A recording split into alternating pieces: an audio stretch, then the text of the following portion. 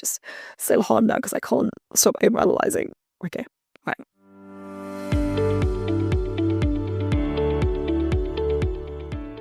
Hello and welcome to episode 37 of the Wilder podcast. In this episode, we speak with Alister Scott of the Global Rewilding Alliance. We explore the hopeful stories necessary to make rewilding mainstream and the many benefits this would create, from climate stabilisation to improved well-being.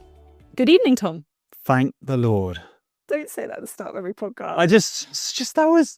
Listeners, you'll never know the trials and tribulations that we go to get that introduction done. It's on both parts, in both our sides. It's, for some reason, it's the most painful part of the podcast, but we are now here. We're beyond it.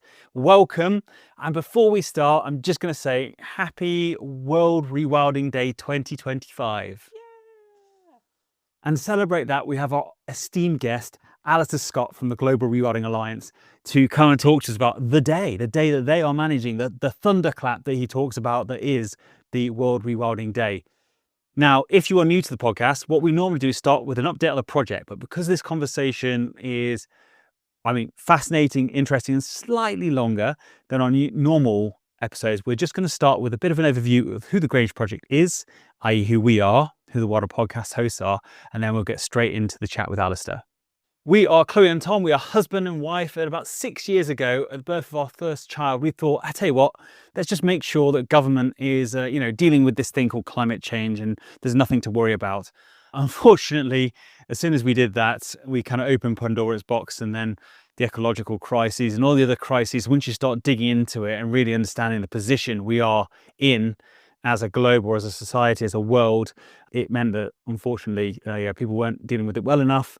And we felt, after a lot of soul searching, the thing that we could do, the thing we could control, the way we could contribute was by starting the Grange Project, which is an 80-acre nature recovery site in South Wales, near Monmouthshire, and document our journey, because we are not, I think, your average nature recoveryists or ecologists. We really have no background in it. So we thought we'd start a podcast because we hoped and believed there were people like ourselves who maybe didn't have the background but felt like they wanted to do something, and they thought they could learn as we go and interview some superb guests along the way and learn from them ourselves during our journey. We could share that knowledge with the wider world and educate each other, which seems to be going pretty well. I'm certainly enjoying it. And we hope the listeners are too. And we get some lovely feedback from people who have been touched by some of the episodes and have started their own journeys in whatever context that is for them. So, Chloe, would you like to introduce the guest and the topic broad, and then we'll go straight into the interview? Alister covered so much in this interview. We started off by thinking about the history of the rewilding movement and the trajectory he sees it on. We talked about the many benefits that rewilding can bring on multiple levels. And then we really got going, I think, in that second half of the conversation, where we started to talk about the power of stories, of hope, of how we all need to bring energy to create the future that we choose, and the possibilities that this brings both for nature and for ourselves. Alister, welcome to the Wilder podcast. Thank you very much, Tom. Thank you, Chloe. Great to meet you. Fresh off the press, you've just come from doing a keynote speech at the Citizen Zoo conference that I think before, when we were chatting, you mentioned that 5 years ago it was opened by Sir David Attenborough, and then you were asked and given the honour for the next iteration of the conference. So, how did that go? How did it feel? Well, big shoes to fill. As I sort of stood behind the lectern, it was quite a moment, sort of felt like a peak life moment, really. But it went well. I worked hard on that speech. I remember, I don't remember directly, but Winston Churchill is reported to have said, I didn't have time to write a short speech, so I wrote a long one. But I had 20 minutes, so I had to really work on it to get in a load of ideas to try to inspire people and try to frame, a lot of people are working on the ground on rewilding projects and they know something of the history of the rewilding movement and so on. But to have that bigger picture of where am I in amongst all of that is hopefully useful. So that's what I worked on. No, we were privileged that you sent over the script just prior to doing it offline, and we got to a pre-read, and it was very inspiring. And actually that has inspired the topic for today's interview or chat, which is all about how do we take rewilding mainstream. But before we get into that, would you mind, for anyone who may not have come across you, just introduce yourself, give us a bit about your background and what you find yourself doing now, please.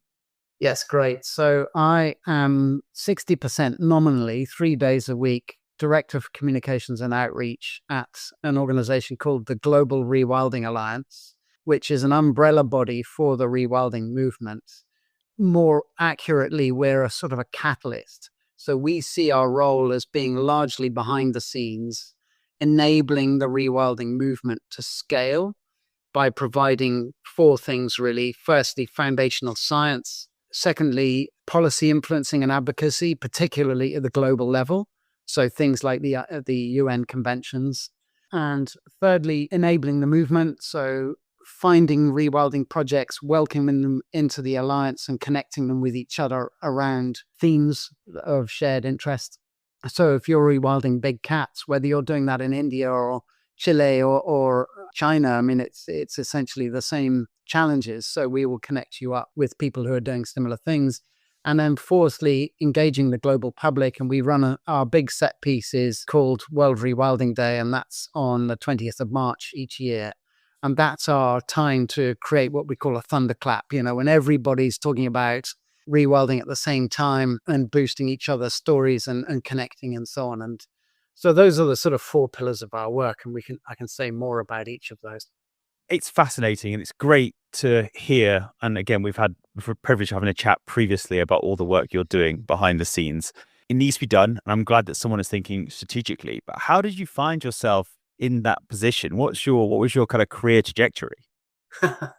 Yes. Okay. So I got the environmental bug when I was about 16. I grew up on a farmhouse on a windy hill in Fermanagh in Northern Ireland. Every year the corncrakes would arrive and go cracks, all through the night, the males singing to attract the females. And their Latin name is cracks, unsurprisingly. And they drive you bonkers and keep you awake and so on. And I used to shut the window until when I was about 15, the neighboring farmer, as so many farms, introduced silage making. And within 2 years, the birds were extinct in that area. And this was a real wake-up call for me. Now, roughly, I don't know, maybe 50 pairs left in Ireland of Corncrake, Wow. pushed right to the edge and actually hoovered up by the silage machines, because they're ground nesting birds, not adapted to the technology. And I just thought, wow, this is human technology on a collision course with nature. And we're in big trouble if we just blithely wipe aside the web of life in this way. So that was a wake up. I did an environmental degree. I did my first bit of rewilding. During that degree, I designed a nature recovery plan for an outdoor education center that I worked on, 40 acres. And I took it as part of my ecology, one of the sort of modules. And I took it to the manager of the site and I said, here, Raymond, I've done you a nature recovery plan. And he said, great, we'll implement all of it. And they did. And I went recently and there was a pair of red squirrels in trees that have been planted as a result of the plan, and a bullfinch and various other beautiful things living in this place, which is, of course, much more beautiful than the scrappy, rushy fields with a few miserable sheep in it that it was before. So that was sort of an early feeling of, wow, actually, I can make a difference. And then I got involved in campaigning at Friends of the Earth. I helped to make Antarctica into a world park with world park protections free of industrial exploitation for 50 years. That was in 1991. I then got recruited by an old professor of mine who had become director of a national research program on global environmental change, and he needed someone who could help coordinate and communicate the research. So I did that for 8 years and then exited the university sector, became self-employed, set up my own communications agency and did that for 7 years. And then that sort of morphed into leadership work more generally. And I realized my wife was diagnosed with cancer. I laid off all my staff. It was a very difficult time. And it forced me to think more clearly about what do I really want to do. And I realized that the things where I'd come most alive was when I was helping to make big change happen. So that's what I then decided was, right, I'm going to set out to focus on supporting leaders who are making big change happen. And I did that for 15 years and wrote a book, The Little Book of Making Big Change Happen. I can see Chloe making mental note to get that on the down. I knew it. I could see. So that built up beautifully over time. And I worked with loads of interesting leaders who've founders in particular of organizations that are trying to make big change happen in different fields. And then I came across the Global Rewilding Alliance. And all through that time, I'd written to loads of people and just said, look, this is what I do. I'm a trained coach.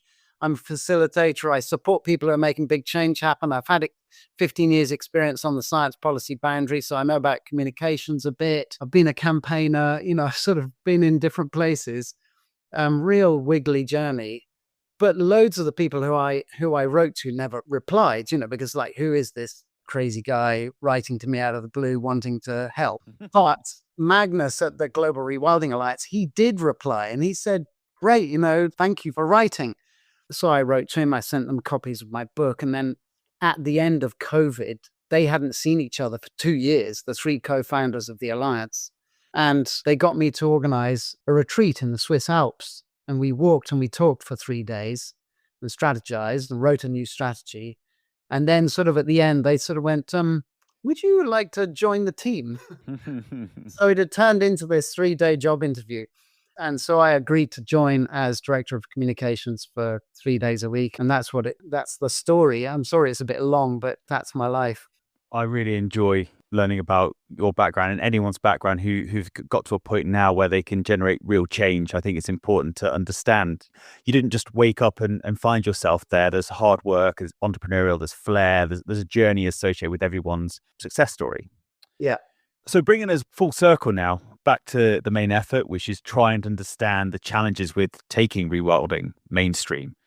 Before we start, I suppose I'll give a little story from our side is that, I've launched a number of podcasts in the past, all tend to be down niches of niches. So I thought, thank goodness, I've now got an opportunity to launch a podcast in a space that, I've now moved across into. It all makes sense to me. So surely everyone is now doing this. This is a mainstream podcast. And, I'm very proud and we're very proud of the traction we've generated from the podcast, but it certainly hasn't been exponential growth, which surprised me coming from as an outsider coming into this space. So to hear that you are focusing on the next step of what you're trying to do is how do we take it mainstream now makes a lot more sense to me. Where would you like to start? Does it make sense starting at the beginning and understanding where rewilding is as a movement? So it's good, I think, to pause. A bit like being on a journey, it's good every now and then to stop and look at the map and pan out and see where you are and see what part you are playing in this bigger movement. And, part of the thing about the Global Rewilding Alliance is that we were launched at a particular moment after about 25 years of the growth of the rewilding movement. And for the Cambridge conference, I came up with these notional 5 stages in the movement, and I think we're in stage 3. If stage 1 was invention, that was the 1990s. Dave Foreman came up with the term rewilding. There's a bunch of people, including a lot of the people at Patagonia, met up who were wanting to support nature's recovery because these were outdoor enthusiasts and they could see the change going on out in so many places, so many habitats in the mountains and the rivers and the coral reefs. They're surfers, they're climbers, and they wanted to not just preserve little bits of this, as tends to happen in conservation, last remaining intact bits of this ecosystem and that ecosystem. They wanted it back. And they said, that's not enough, So Dave Foreman coined the term rewilding in about 1990. And then through the 90s, some foundational concepts were put into place. There's a particularly famous paper by Soule and Ness in which they outlined 3 C's of rewilding. So the idea that you needed bigger core areas, you couldn't just have these small conservation areas, you need bigger areas, for example, big animals to roam about and do their thing, and big enough herds of grazing animals in order for there to be a prey base for predators to be able to come back. So big core areas, corridors connecting up the core areas, and then carnivores. So this idea that we need to have what's called a trophic cascade influence of big carnivores to drive ecosystem processes. And, movements tend to come together at a particular moment when ingredients all arrive at the same time. And I think it was then that ecologists were realizing the important role of animals in the carbon cycle and carnivores in the animal cycle, and carnivores ensuring ecosystem health. And so there are these 3 C's, and at the Cambridge conference, I also said that, we've come to realize the crucial role of grazing animals in rewilding. But of course, grazing animals don't begin with a C, so we tend to call them chewers. So add a 4th C. So that was the 1990s. And then stage 2, if you like, was from about 2000. And there's a gray area, of course, between the sort of the stages. But stage 2 was what I'm calling experimentation. And this is when spontaneously around the world, all sorts of people were responding to this visceral drive that says, enough is enough. We can't see nature decline anymore. We not only need to stop the decline, but we need to bring nature back. There were lots of people experimenting with, how do we bring back big cats? How do we radio collar anteaters? And how do we restore coral reefs? And how do we create areas where big marine mammals can breed safely, safe from, industrial fishing and that sort of thing? And so there are all these experiments going on, largely unconnected to each other. Again, as so often happens in social movements, different people have the same idea in different places, and initially they're unconnected to each other. And they're all coming up with their own answers and experimenting away. And of course, if you're rewilding a place in India or in South Africa or in Tanzania or in Missouri, you're probably not going to have a lot of time to get your head up and look around and see, well, who else is doing something similar? So that went on for about 20 years. And some amazing projects. I mean, here in Britain, of course, you've got NEP, which is in some ways the mothership of rewilding in the UK. Mm-hmm. But, a load of other projects happening and establishing themselves and taking many years to kind of get going and see the results and do the research to prove, wow, we're getting all sorts of things coming back, but we're also extinct species such as the large tortoiseshell butterfly, suddenly spontaneously appearing at NEP. And nobody had done anything apart from do a bit of rewilding and let the savannah come back. And then lo and behold, here comes the butterfly of its own accord. That's the 20 years of experimentation. And then towards about 2020, there was going to be the 11th World Wilderness Congress in 2019. I always confuse the numbers. And in preparation for that, people realized, the rewilding movement is becoming a thing. Let's create an organization that can help connect it and represent it and make it stronger and catalyze it. So that was the idea for the Global Rewilding Alliance. And Carl Wagner, Vance Martin, and Magnus Sylvain got together and established the alliance. The World Wilderness Congress didn't happen because of COVID, but in preparation for that, they had written this thing called the Global Charter for Rewilding the Earth, based heavily on the work of Rewilding Europe, and launched that, and loads of organizations signed up, about 50 to begin with, and then it grew over time to over 100. And so the Global Rewilding Alliance was formed in 2021, 4 years ago, almost to the day, and off we went. And so I think we're in this stage now, which is stage 3, which is, I'm calling it preparing for scaling. Rewilders are now at a point where they've got confidence that comes from, okay, we know how to rewild big cats, jaguars in Ibarra wetlands in Argentina, for example. We know pretty much how to do this. Now we're looking at big landscapes and we're looking at helping each other across borders. We're about creating cross-border corridors, Yosemite to Yukon, huge rewilding corridor. Chris Tompkins in South America is coming up with a continental vision in her latest TED Talk. And so we're preparing for this scaling, which is then going to be the S-bend of adoption. It goes up like an S very steeply in that 4th phase, which is the scaling itself. And then stage 5 is what we're calling mainstreaming, when rewilding is simply, it's a mainstream thing. Governments, organizations, corporates, farming, community, etc., just accept that rewilding is a really good way to go. It enhances the resilience of the landscape. It brings new livelihoods, and it's just very sensible. Thank you so much, Alister, for giving that kind of sense of historical context. I always find it so helpful to look back to help get us a sense of where we are and where we need to get to. So that was a really useful overview.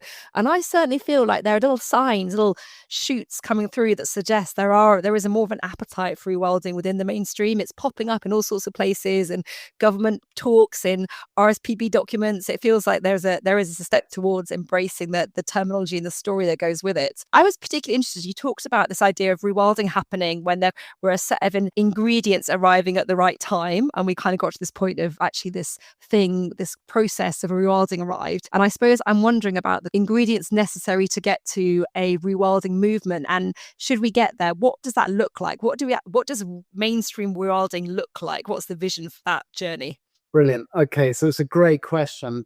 And one of the hardest things when you're trying to make big change happen is being able to imagine the end. And I think that's one of the things that hinders us most. And that was why imagination was one of my 3 themes in Cambridge, along with confidence and practical hope. So let's just think what a rewilding world in, say, 2040 looks like. And let's think about this on the ground, and then in terms of what people and organizations and governments are doing. So we've got these ideas of 30 by 30, which is official policy. By 2030, we will be helping nature's recovery on 30% of land and seas. And we will be dedicating 30% of our land and our seas to nature and nature recovery. That's a big, bold step. It's a huge ambition. Most governments are way behind, or they are kind of trying to make things that aren't that count towards that. So, for example, our national parks, which are some of the most nature depleted in our countryside, ironically, would be counted towards the UK's 30 by 30 target because it has an official designation. But it's essentially a paper park that is paper thin in terms of, in most national parks, what is actually being done to get nature's recovery. Now, this is not to criticize the amazing work that many people in the Cairngorms and the Peak District National Park I was involved in meeting there recently are trying to do, but in the teeth of quite difficult circumstances. So you got 30 by 30, and then you got nature needs half. So nature needs half comes from E.O. Wilson's idea that really to be sufficiently resilient, nature needs half of the planet, half of the oceans and half of land to be dedicated to nature. And that, of course, blow most people's mind. But let's just think the Arctic. 40% of the world's grasslands are in the Arctic. We have an alliance partner, the Pleistocene Park, saying that they want to bring back 20 million wild animals in the Russian Arctic alone. And they've got bison, they've got horses, they've got donkeys, they've got camels. Right. Yeah, they're trying to get musk oxen. And they are showing, for example, that when you bring back the grazing animals that have gone missing, they were always there, the permafrost at a meter deep under the ground surface is 5 degrees colder than without grazing animals. Now, why? And I appreciate this is a bit of a red herring, but this is very important because there's a huge amount of methane stored just under the surface in the Arctic, which if the ground thaws and that is released, that's another huge climate bomb, which basically then you're looking at runaway climate change, and very difficult for us to see a livable planet for humans if that happens. So why is this the case? Okay, you're bringing back these grazing animals, and what they're doing is they're trampling, they're grazing, and they're knocking over trees. They're preventing trees from growing. Now, in most places, people assume that you need trees in order to avert climate change because everybody learnt in O-level biology that trees absorb carbon and therefore it's a good idea. Not in the Arctic. In the Arctic, trees, because they're green, they absorb heat and therefore they transmit that heat and they make the ground warmer. And so because all of these grazing animals are being wiped out in the Arctic, the tundra, the forest, is expanding northwards. And we need those animals like bison and musk oxen and camels back to graze those trees and to keep that ground white and therefore reflecting the heat of the sun and keeping that carbon bomb in the ground. So that's one part of the answer is we need millions upon millions of animals back in the Arctic, for example. And there are lots of animals that are missing, tigers. Most people think tiger, hot forest in India.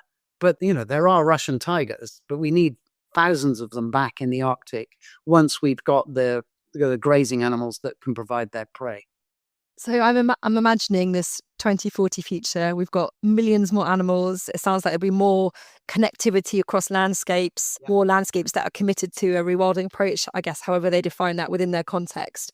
And what about the conversation that people might be having? Say you're sitting on a tube in London and someone mentions rewilding. How would people be talking about this movement and what it means to them as somebody living in a town or a city in an urban context? So I think there's going to be some quite big implications for lifestyle. So, for example, in Paris, Anne Hidalgo, the mayor of Paris, who's been mayor for some years, has done amazing work at replacing concrete centers of roundabouts with native species of tree, planting 40 different species of tree in just around the thing that used to be a concrete capped roundabout, and completely reforming the streetscape so that instead of just 100 parked cars, you've got beautiful green streets. That we know, for example, that when you've got street trees, the street in a heat event, one of these really hot summers that we're now getting more and more, your street can be 10 degrees cooler if you have street trees. And of course, once you've got trees, you've got birds, the birds come in and so on. So I think in terms of people's everyday life, they're going to be seeing cleaner rivers with beavers in them.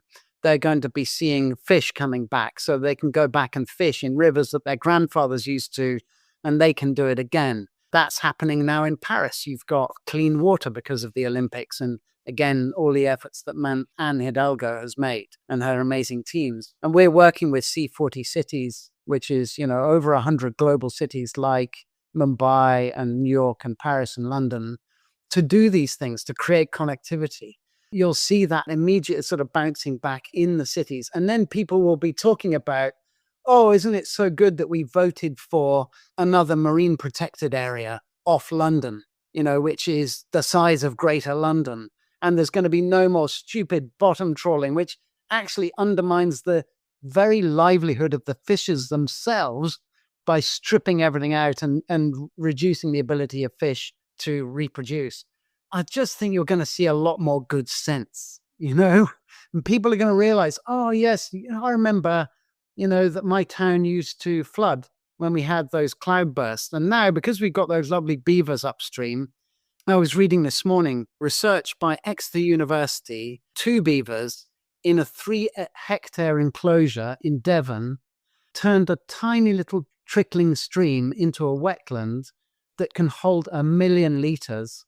Okay, so it went from being able to hold something like 1,000 litres to being able to hold 1 million litres, reducing flood pulse by 30%. And that's just in 3 hectares, 184 meters long, this piece of stream. So I just think as people realize and see the evidence and see the benefits, they'll be going, okay, my life is better for the cool air and the less flooding and the carbon drawdown and the better fish and the more beautiful world that our hearts know is possible.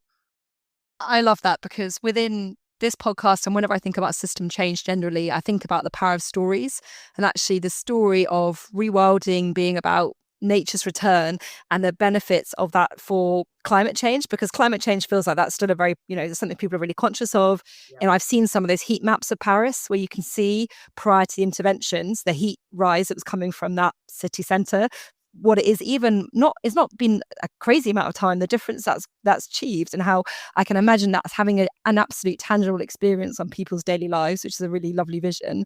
And I suppose, what are the other benefits we should hold in mind? You talked about the methane in the Arctic context, but what are the other relationships between climate change and rewilding that could help people tell that story in a way that connects those two kind of critical issues? Okay, so I think there's 2 things. One is climate stabilisation, which you quite rightly touch on. And the other is climate anxiety and people's disengagement. So I'll talk about both of those. So in the early stages of the Global Rewilding Alliance, we took a strategic decision to invest in research, particularly with Yale University, but about 10 other universities, that looked at what is the link between biodiversity and climate. and what happens when we bring back intact ecosystems with all of the wild animals that should be there. And we convened, I say we loosely, it was my colleagues before I was involved. I've been involved for 2.5 years. So this was 4 years ago. And they brought together subject experts on 9 animals and animal groups. So these are grey wolves, bison, sea otters, whales, ocean fish, sharks, wildebeest, musk oxen, and there's one other that I always forget. Anyway, they brought together the species experts on these 9 species, and they said, if we brought these animals back in decent quantities, how much extra carbon would be enabled to be drawn down by their recovering ecosystems? Because we've got data from places where they do exist, these good, healthy populations of these animals, and data that exist for ecosystems where they're absent. So you can compare. And it turns out that just these 9 species would enable amount of carbon to be drawn down that equals or surpasses each of the IPCC's top 5 options for mitigating climate change, including a rapid rollout of wind, solar, and batteries, i.e. renewable energy. And yet it's not mentioned by the IPCC. It's completely overlooked. So as usual, nature takes a back seat and gets overlooked. And what we've been doing is trying to put the data on that. We've published in the top journals like Nature Climate Change. And that science is now pretty secure. And we're rolling that out in 6 different locations currently in Mexico, Chile, Argentina, the Midwest, India, Romania, and the tropical forests in Africa, looking at African elephants and a whole bunch of different species to put detail on this in different ecosystems. And that's starting to get mentioned. For example, we were at the Convention on Biological Diversity in Cali last year, and in the final declaration, this link between recovering ecosystems and particularly the role of wild animals, which is counterintuitive, was mentioned in the final declaration of that meeting. So that's great. I thought it would take us 2 more years, but we achieved it first time with partners like I4 and so on. That's such a powerful story to tell. And I feel like we could do a whole podcast alone on the climate benefits of rewilding. And yeah, isn't it interesting how there's all this investment that's perceived by the government around carbon solutions, and actually some of the most obvious solutions are those that are already under our fingertips around nature-based. But that's a whole nother conversation. But I was really interested there. You mentioned around the benefits of rewilding in addressing climate distress, and that's something I'm particularly interested in, the well-being effects of being out in nature. And again, on a whole other podcast, but I'd love to hear a few points about some of those thoughts that you're having within the Rewilding Alliance. So Ben Goldsmith, who is an amazing champion for rewilding and is one of our rewilding champions at the Alliance, he was invited to speak at the Oxford Union, and he started off by saying, we know, for example, that patients who can look out of a window onto a green space recover more quickly from surgery than those who look out at concrete. So what's that telling us? I mean, that's just an objective bit of science about humans are inherently connected with nature. We feel good in green spaces. We feel great in forests and really vibrant ecosystems. And it just seems pretty obvious to me that a lot of people are anxious about not only, we call it climate anxiety, but you call it more broadly eco-anxiety. People are aware of the loss of nature. People are aware. And why don't they do anything? And why do they disengage? Because the environmental movement has brought them bad news continuously for most of my lifetime and not given people a positive way to engage. Whereas I think we have the huge luxury in the rewilding movement of having beautiful, compelling success stories of nature's recovery to be able to share with people, and tangible things at their fingertips outside their window in places like Paris, where you've elected a sensible mayor who sees the benefits of bringing back nature. So I just think those kinds of policies and those kinds of efforts bring nature into people's lives. People feel better, both for the visceral stuff that they're almost not aware of. They're not aware that they're now hearing birdsong that they didn't hear 10 years ago, but that birdsong is making them feel better because that's what it does, even if they're not aware of it, you know? And then you've got this double effect of, oh, now I'm beginning to hear stories of nature coming back, and that makes me feel good. especially if I withdraw a bit from the negative news cycle that's all about the sort of doom and gloom and engage with things like positive news or the rewilding movement or my local rewilding organization and hear positive things about, look, we've got nightingales coming back or we've got species reappearing. Makes you feel better.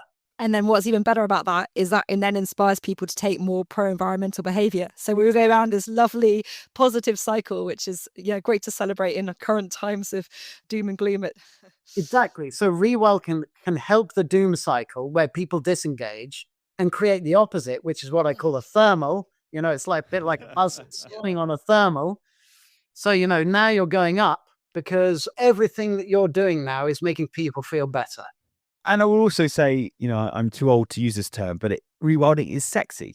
It is a sexy term. It's not conservation, and I'm using that in air quotes because it's conservation has been important, like you've alluded to earlier, but it's now changed the game. It's given the movement something to rally around that people want to be associated with. And it can, even more importantly, it can bridge like it did with us. Chloe and I, 6 years ago, we were not on this journey. But then when we heard the term rewilding, we didn't know what it meant at the time, but it sounded good. It sounded like something we wanted to get involved in. And then we learned more about it. And then we had what we refer to as opening Pandora's box and realizing the meta crisis happening. But it's important that you need to have that awakening. And I think rewilding has the ability to do that going forward. I think of it, and I've got to find a better metaphor, but it's like a nice little bomb going off inside your hair when you first hear that word rewilding. And some people do resist it, and there's clearly there's going to be people who are skeptical and have interests that maybe they're fearful and whatnot, and we've got to engage. But for most people, I just get such positive response to the word rewilding. I mean, Alister, you have painted this beautiful picture, and between the two of you, you and Chloe, I'm very excited for this vision of 2040. And in fact, if I could just jump forward to that time frame, I definitely would. Unfortunately, we can't, alas, and therefore we've got to do the hard work to get us from where we are now to that vision. So I was wondering if you could explore, and again, this is a big question for me to ask on a podcast, but what are the top level things we need to do and change, I suppose, to get us to that vision? So I want to say 2 or 3 things. First of all, I truly believe that in the UK, we are at the low point now. The UK is one of the most nature depleted countries in the world. And I truly believe we are at the bottom of the curve and things are improving already. There are so many rewilding sites. Rewilding Britain has over 1,000 sites in its network.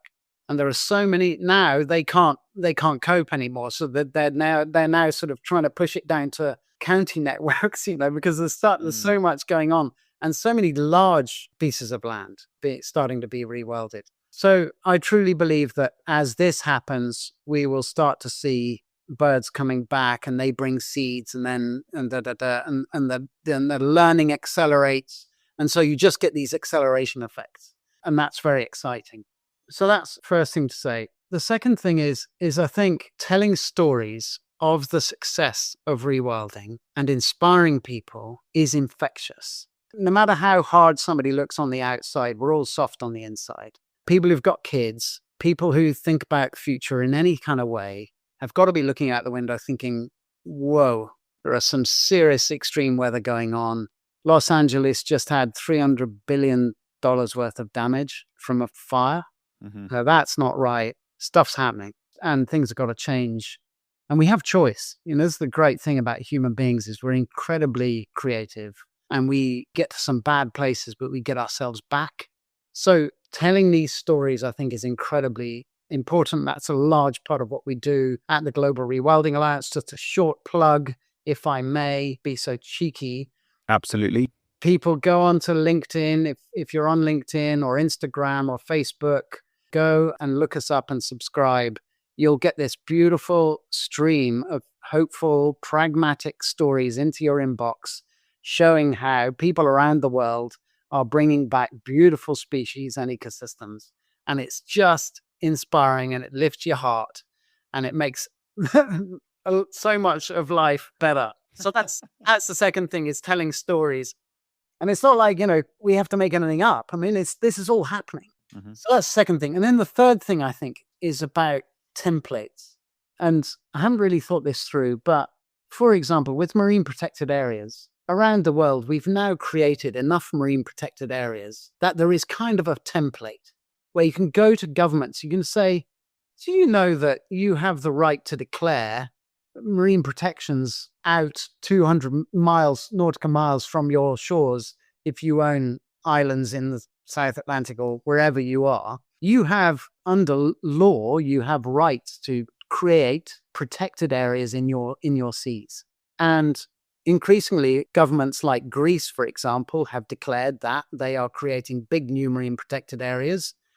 Oh, and by the way, how much good does it do your economy to allow in these factory ships that basically take everything? They take turtles and dolphins and anything in their path, they will take it. And they're not even feeding it to humans. More often than not, they're grinding it up and feeding it to pigs. I mean, it's kind of outrageous. And these are foreign fishing vessels that come from Russia and places like that. How much benefit are you getting? Why not just ban them, therefore protect the artisanal fishers who actually come from your country and who are taking a sustainable catch? And by the way, if you allow your marine environment to rebound, it's going to really help your tourist industry, which is worth way more than your fishing industry.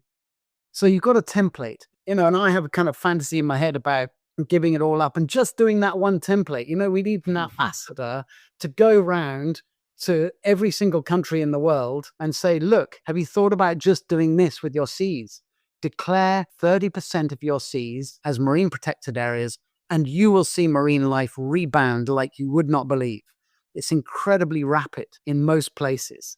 And we have the science. We can easily look at which are the best areas to rewild, which are the ones that are going to create the most benefit for your local economy, and let's just do it. I think, that's an example of a template of how we might do this in policy terms, and then get governments and corporates and so on adopting and conforming to standards of sustainable catch, etc. Talking about templates, I want to bring it back slightly to some of the challenges facing rewilding as we move towards this 2040 vision.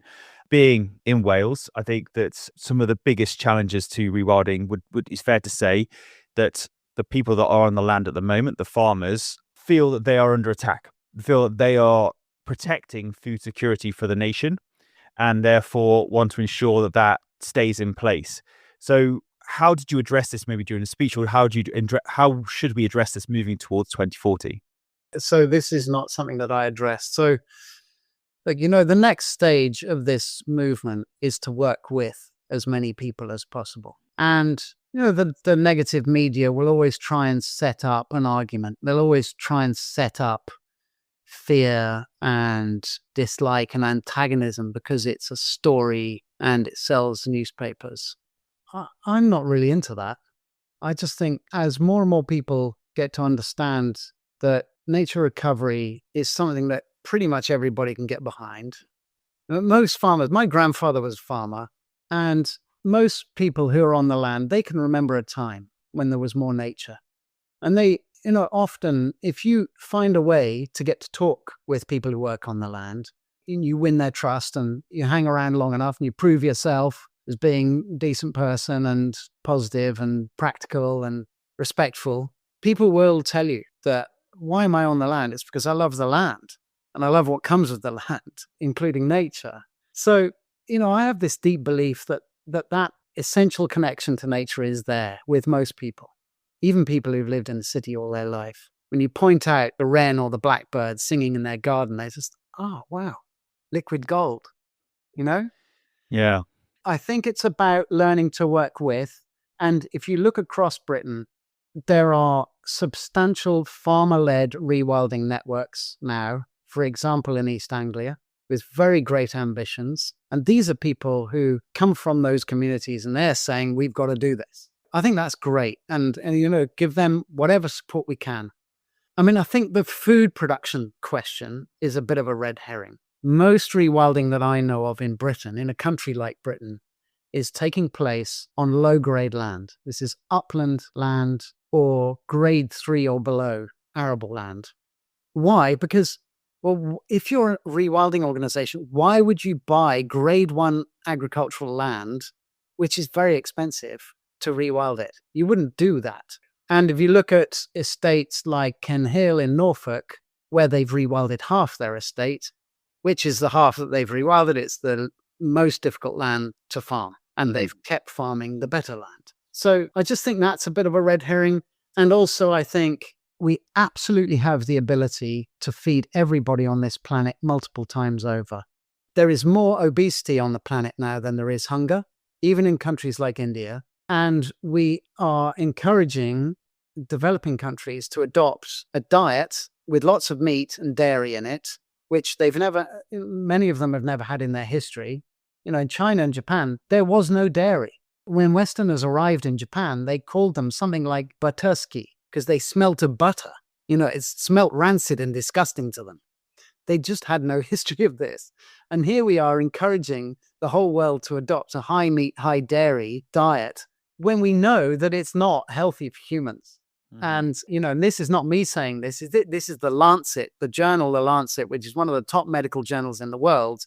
There was an Eat Lancet commission called the Planetary Health Diet. And what they recommended was we need to radically cut our meat and dairy, not completely. So everybody can eat a bit of meat and a bit of dairy, but just not much, enough to get what you need from it, if that's what you need. But we radically need to increase the amount of fruit, vegetables, nuts, and seeds that we eat. And the planet has absolutely adequate space to feed 10 billion people and more if we ate that way. So I think that's a red herring. But, people are fearful, and farmers have been pushed around by governments and subsidies, so they feel threatened. And I have every sympathy with them, partly because the global agricultural commodity sector now, it's brutal. It's a brutal market where prices are going down because if you're producing beef in the UK, you're competing against a brutal feedlot cattle type beef style production unit in Brazil or the Midwest, where they're feeding them grain. They never see grass. There are these thousands of animals crammed into small spaces. And you as a farmer are having to compete with that. So the global agricultural system is nearly as brutal to real farmers, what I call real farmers, as it is to nature. And so I have every sympathy with real farmers who are trying to treat their animals well and farm in an environmentally wildlife-friendly way. They have my sympathy. And perhaps that's another good example, Alister, about the power of stories and how actually there is I think there's certainly within Wales, it feels like there's a story within the farming community that we feel like we're being under attack. And I think, I don't think that attack is necessarily coming from those that are keen to bring nature back to the farms, but it's coming from other contexts, but is getting repositioned because everyone's fearful and anxious. So that has to go somewhere. Maybe bringing it back to that idea of the power of stories, you mentioned that as being one of the key ingredients to get us to this place of rewilding as a mainstream part of the conversation and part of our land management techniques. But I was interested about how we do that effectively, because we touched about how media likes to work with stories that are provocative and negative, and essentially stories generate fear in us because that's what we're drawn to, and that's the media's got a job to sell its stories. So how do we influence storytelling in a way that helps kind of move forward the agenda of the rewilding movement, and particularly reaches people that might not already be engaged in these conversations for those outside of the environmental movement? As I said earlier, we have this great luxury of having so much beauty on our side. And I mean, we are right.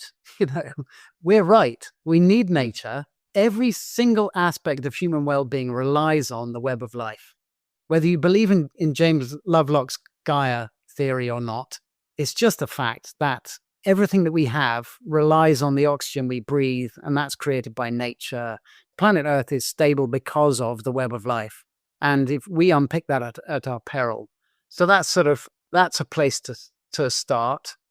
So we have this beauty that we can put across. And if you think back of all of the sort of the big social changes that have taken place over the last couple of hundred years, the abolition of slavery, the abolitionists were right. It was wrong to have slaves. And it still is. But a lot of fear was mungered about, the whole economy will collapse if we stop having slaves.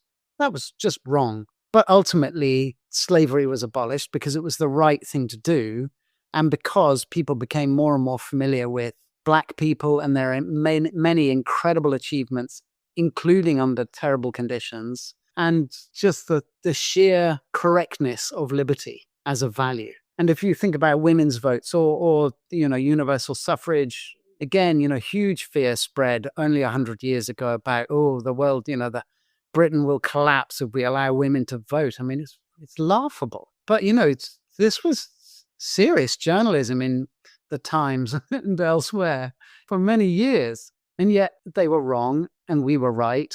And women were given the vote and democracy got stronger. And so this is sort of the arc of change. This is in the nature of change. We have to keep going. And we now have this wonderful luxury on the internet of disintermediation where people can come straight to the source and they can choose. Now, of course, that's very mixed blessing. It's got two sides of the coin. People are getting all sorts of weird stuff pumped at them by very powerful forces that have commercial interests and so on. But we also do have you making a podcast that anybody can listen to. It's disintermediated. So the intermediates are taken out. You can go straight to the source. And I always commend, I say to people, be very careful of what you consume. If you consume the Daily Mail, you're going to be getting a lot of fearful stuff, a lot of incorrect stuff. Whereas if you go to Positive News magazine, for example, you're be getting a lot of beautiful stuff and a lot of true stuff that reflects what life's really like and makes you feel better. And I would recommend reading books like Rutger Bremen's Humankind. It tells a very different story of what humanity's really like compared to the stories that we're constantly told, be fearful, don't talk to strangers, all this kind of stuff. Mm-hmm. So we're coming towards the end of this conversation, and there's some talk off air. We're talking about turning this into like 3 or 4 episodes, but I think we've come to a natural pregnant pause where I think we can come to a good conclusion and tie a nice bow in this conversation. But it has been fascinating, enlightening. What I'd love to be able to do is just distill you down and take you around with me and your energy, because it is great to hear. You have all the doom and gloom, but then you've got to have the positivity, and hearing it the way you articulate it is wonderful. One of the things that I think we haven't yet covered yet, which is one of the things we're trying to do at the Grange Project here, which is bring people out and to educate them, because in order for them to enjoy all the 2040 and to embrace it and to get all the benefits from it, I think you get enhanced benefit from actually being able to name nature and to understand it. So I think from our perspective, we believe that there's a need for that education piece before you can take changes or steps to change. And that's what we're trying to do with outreach for schools, to bring them out here, and also corporates on both levels. From your perspective, where does the education come into the story? Well, I think it sounds great what you're doing, both with young people, reconnecting them with nature, and with corporates. I think it's fantastic. And the more of that, the better. I cycled from London to Brussels last April with a group, and I educated quite a lot of people about what a nightingale sounds like on the north coast of the Netherlands, where there were a lot of nightingales singing, which made me feel good. And so this was quite an environmental group, and almost all of them did not know that they were listening to a nightingale. So just by pointing it out, and then I was cycling with 3 or 4 of them who on day 3 sort of proudly went, "That's a nightingale, isn't it?" And I was, yes. So I do think, we can all be reconnected up more. And I call this my rewilding education. It's constant, and there's so much to learn. Actually, we are rewriting history. So most people don't know that when European settlers moved across America, for example, they killed something like 700 million beavers. Wow. Beavers were almost eradicated from the American landscape. Whole states like Idaho dried out. And it's not unreasonable to speculate that the Dust Bowl had something to do with the loss of the beaver. So we're kind of reinventing history in a way through the lens of nature and rewilding. And all of us need to have that education. So there are so many jaw-drop moments in being involved in this thing. And it's fascinating and so on. But where I draw a line is when education is interpreted as, oh, we've got to educate the next generation because they'll sort out all the problems. No, I've had that so many times in my career. I've heard it from government ministers, particularly right-wing ones, who want to pass the ball and not do anything themselves. And my answer to it is, there are people, generally men, generally my age and older, who have their hands on the levers of power and money right now, and who are able to solve problems right now. It is them, in my view, that needs education as to their role in nature's decline and their possible role in bringing nature back, giving them new energy and purpose and meaning in their lives. And I truly think that this is probably the most precious thing that the rewilding movement is doing, is it's giving people new purpose. Most people at some level in their being realize that yet another new car and a second home and a third home and more clothes every week, it's not actually doing it. It's not making them happy. Whereas bringing nature back and playing your part in seeing nature's recovery is a truly inspiring, what I call an inspiring shared purpose beyond self, has to be beyond self. For it to really make you happy, humans need a purpose beyond self. And this is why, as Rutger Bregman describes in Humankind, levels of happiness during wartime are often higher, or at least it was in the Second War, because people have this shared purpose and they connect with people around them. They find their sense of humor. You know, he describes a blown out shop in the Blitz in London with a hole in its roof and a notice on the door the next day saying more open than usual. You know, humans have this incredible ability to respond. And I think that this is what rewilding is doing, is it's giving so many people energy, purpose, meaning. And come on, old people, get your hand in your pocket, rewire yourself, and help us to rewild the planet. Don't leave your money to the cat's home. They are dripping in gold. Leave your money to rewilding organizations. It's doable, it's possible, and we can get this beautiful world back. Well, we were hoping to find a good way to close off this episode, and that is it. That is a beautiful call to action. It's got my brain whirring in so many ways. Just I mean, every part of this conversation, but certainly that bit there. I love it when we get guests on that make my brain look at things from loads of different perspectives, and this certainly is one of them. Thanks. It means a lot to me, actually. You know, it's nice to hear it going down well. We need that. We definitely need that. People that can communicate and advocate for rewilding in an articulate way, but with clear vision, I think is what we need in this space. Before we close it out, you have the last say here. Is there any way you'd like to direct people other than what you've just said, but anyone else that maybe not that demographic, where would you like to direct them to if they want to learn more or get involved? So my answer to this is always the same. Find your level. Choose what you need to do. All of us have got something to contribute to this movement, whether that's in the back office stuffing envelopes or appearing on TV or influencing politicians. All of us have different skills that are valuable.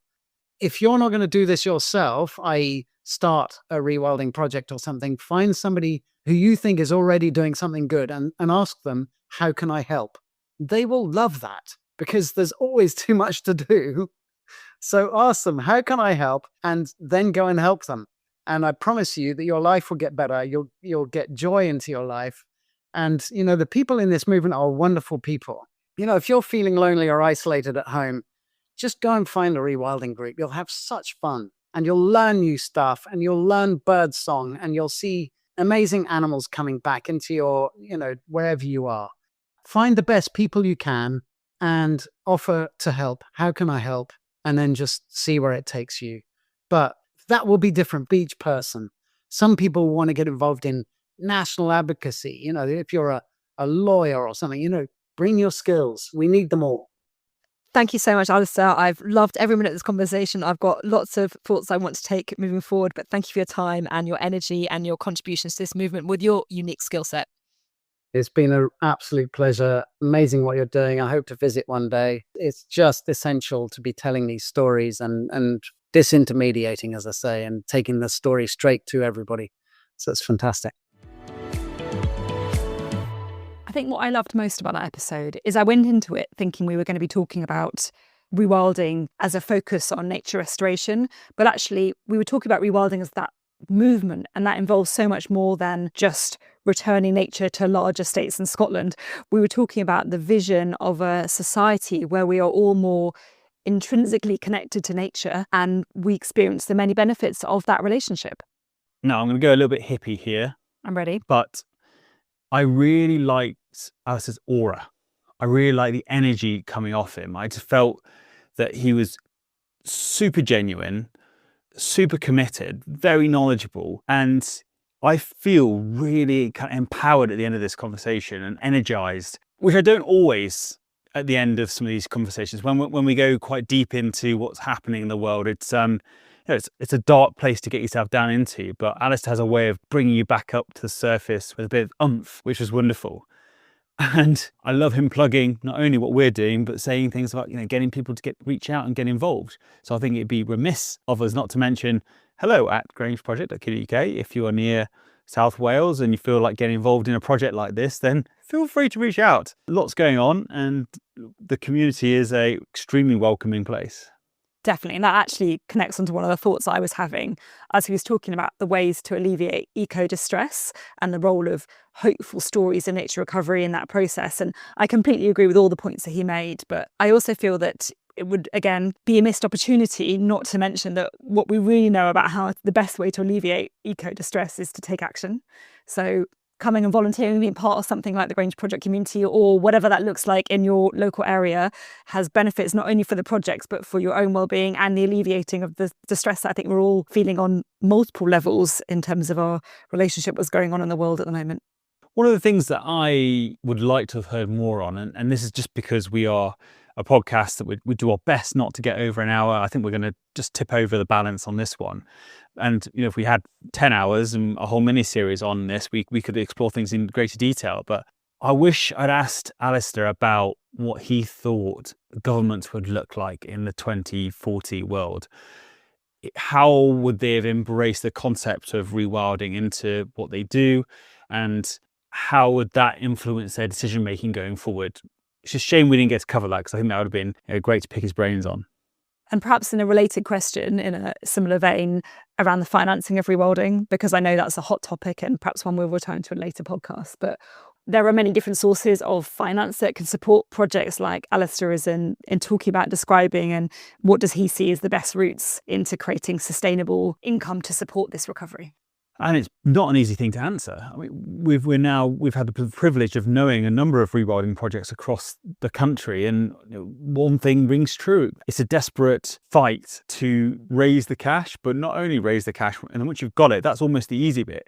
It's getting that reoccurring payment, the money coming in to allow you to do the interventions, to manage the land, or to work alongside the land and nature, and also engage people throughout. So there is definitely a podcast on that. And perhaps that reflects where we are in that rewilding movement. We're in that stage of experimentation where people are pioneering all these different approaches, and it feels like there's a pioneering world going on with natural capital. There's pioneering stuff going on around ecotourism and safaris. There's all sorts of different ways of delivering rewilding, and we're still yet to find some of the templates that are going to prove successful in our context.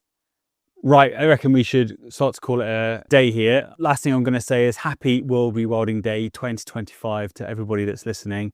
I hope you've seen some really good news stories on your news feeds wherever you are. And more importantly, I hope you've had an opportunity to get out into wilder nature and have a wander around. And we'll see you in the next episode. Thank you, everyone.